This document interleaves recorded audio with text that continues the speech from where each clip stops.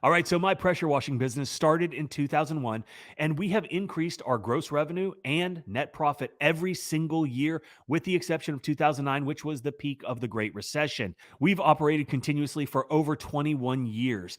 And in today's video, I'm going to answer one of the questions that I get all the time on the channel, and that is, how did you start, or I guess rather, why did you start a pressure washing business? But before we get into that, I did want to mention that we are giving away 2 MacBook Pros in honor of the desktop version of 𝗤𝘂cije𝗁𝗲 being available. We are doing a drawing in a couple days for those 2 MacBooks. And if you're a premium or a platinum subscriber, you are already entered to win. So if you haven't downloaded 𝗤𝘂cije𝗁𝗲 yet, if you're only using the free version or you're just not a premium or platinum subscriber yet, you still have a few days to get in. So don't miss this opportunity to get a couple MacBooks for your business. Okay, so probably like every single person who started a pressure washing business, we really had no intention of getting into this business. I don't know if there's a single child that when asked, they would say that they wanted to grow up and be a pressure washer. If by some chance that was you, please get in contact with me because I want to interview you. But let's be honest, nobody aspires to do this at an early age. But as you get older and you can see the huge opportunities that are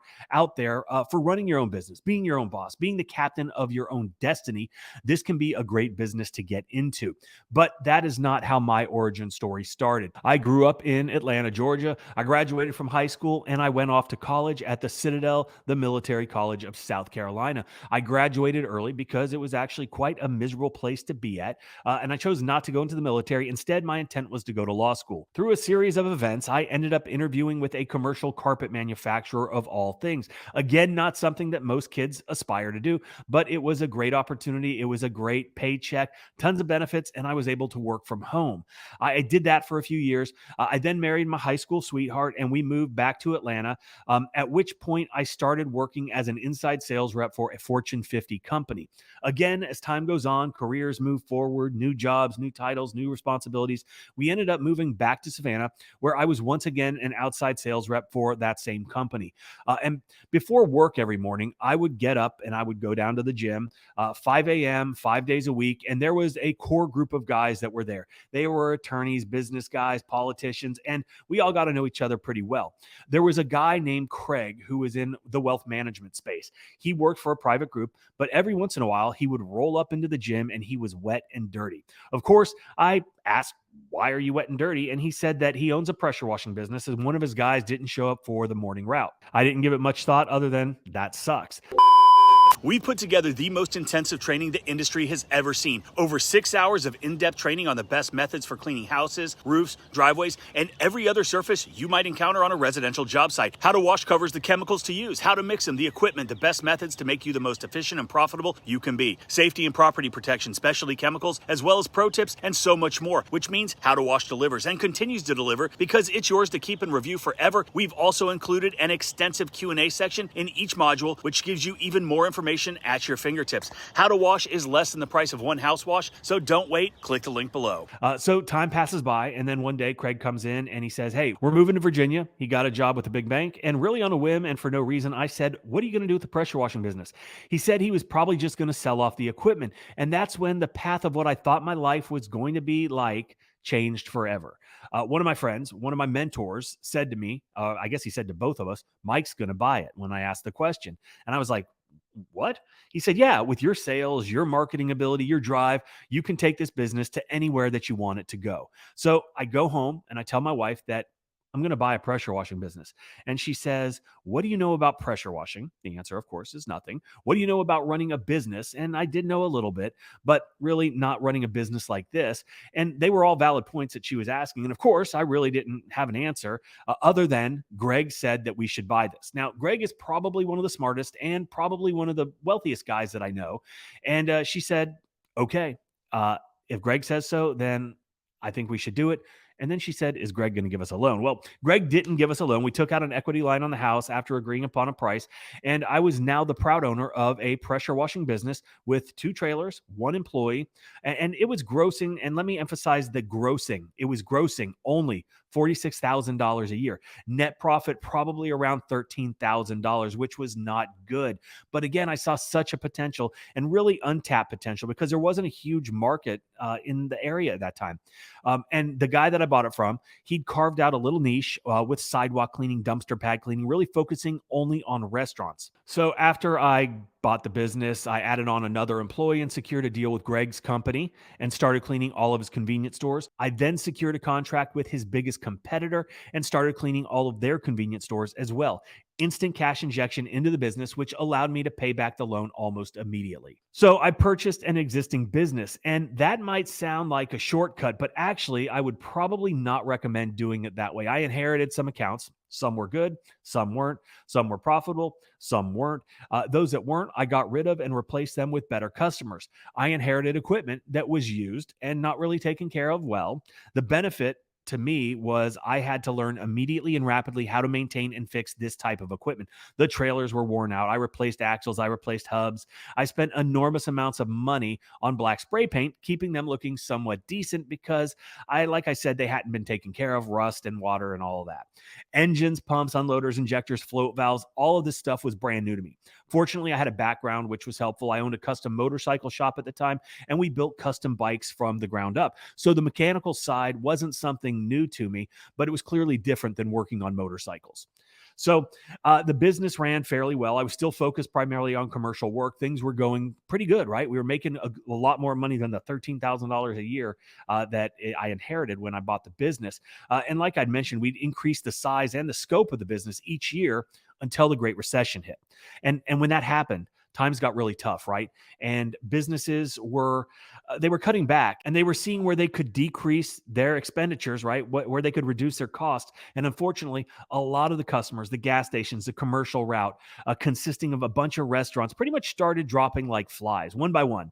I saw the writing on the wall, and I decided I needed to transition the business if I wanted to continue, which I did, over to a residential customer base. Now, I had all my eggs in one basket, and that is not what you want to do. You don't want to be focused primarily on one niche or one customer sector, because when something goes wrong, and it can go wrong, and it did go wrong for my business, then you're screwed. So don't have all your eggs in one basket. Diversify who you're calling on and what customer base you're going after, and that's going to serve you well should something go wrong in the future. But I will say that when things are rolling really good, you're really not focused on the what ifs and the maybes, but you should be, because I got caught, and it was something that we had to call an audible on.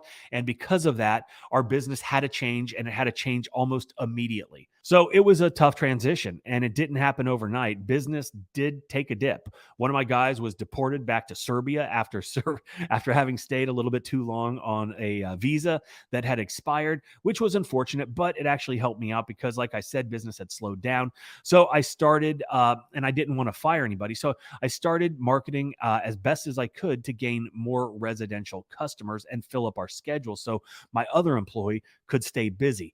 I knew at that point that, yeah, we were in a recession, but people still had money, and those people with money were still going to spend it on the stuff that they wanted, which was keeping up their properties and things like that. So I was going to figure out how I could get in front of those people. So I went and I found all the neighborhoods where the people that I thought had the most money lived. And I would use a combination of strategies, but mostly it was calling people on the phone. Now, at that point, the internet was nowhere near it is today, but there were some websites that I used. One was a reverse phone number address type website, and you would put in a street address, and it would give you all the phone numbers, the home phone numbers of all the people that lived on that street. Now, this was a huge benefit because it allowed me to target with precision all of the people in that area. Now, back then, everybody had home phone numbers, right? Now, a lot of you guys watching this, you have no idea what a home phone number is because everybody uses mobile phones now. But people used to have phones that were connected to the walls in their houses, and they had answering machines, which is kind of like voicemail,